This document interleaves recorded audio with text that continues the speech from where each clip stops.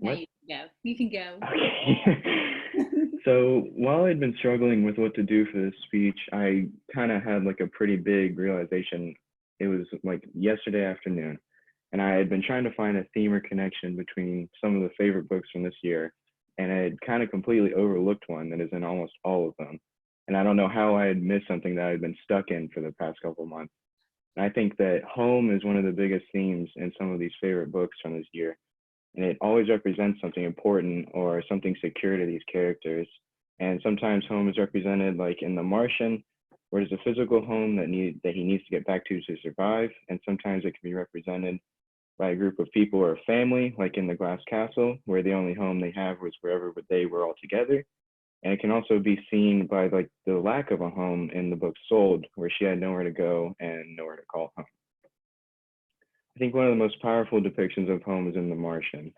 Mark Watney has to do everything in his power just to try to survive and just to get home.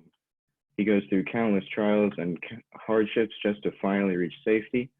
I think this is one of the many reasons that The Martian is such a compelling read for a science fiction book. It connects with a deep need for a safe place or a home to finally get back to in us. And while it's hard for us to connect with him being stuck on Mars and having to deal with the problems that come with that, we can always connect with wanting or needing to get home.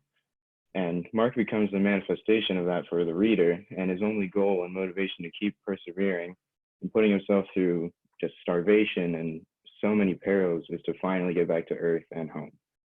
I think another reason is that why the movie version of The Martian can be such a good watch is because we get to see, not only do we get to picture it in our own heads when we read the book, we can also visually see the transformation of Mark, how much pain he goes through. And while the main depiction of home for Mark is Earth, it's also the metaphorical home he is missing in his family that is waiting for him there. And that just adds to the reader just wanting him to get home more than anything. Another way, another way home was depicted this year was in The Glass Castle. This was a very different version of home where they didn't really have a safe physical place to call home. They only had each other, which wasn't always a good thing. But while she did not have a specific place or a house to call home for her childhood, I think that her type of home is just as powerful as a place is for most people. All people need somewhere that they can feel safe and feel secure. And while there's normally a family house or the Earth in the Martian's case, I think she always had her family with her. And while a lot of times that was a pretty dysfunctional environment, it was still somewhere to go where she would feel safe and for the most part be secure if you overlook the big problems with her parents. I think her story and her version of home relates to somewhere not being a house or just where you live, but being a home. And what makes people's houses a home is not the home itself or the people or just the structure, but it's the people inside of it and then the memories that are made there. And then another version of home that I think has a big connection is the theme of home in Sold.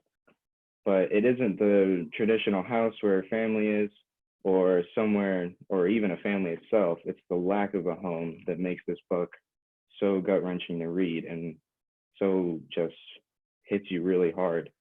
And even throughout all the dysfunctional things that the author of The Glass Castle goes through, she still has a family and somewhere to call home. But Lakshmi, the main character in Sold, she has nowhere to go and nowhere to escape to. I found it hard to relate to that feeling of desperation and sadness of not having a home, but even not relating to it personally, it was really incredible to see how the author makes you feel about the character. And just because you can't relate to the story, it makes you even can't imagine what she's going through. I think that's what partially made it so powerful to read. And I'm not sure if the theme of home is what made these books my favorite of the year, but I thought it was really interesting to see how they all represented home in very different ways. The Martian, with home being a physical place where he needs to get back to survive. The Glass Castle, with home being a family that moves around.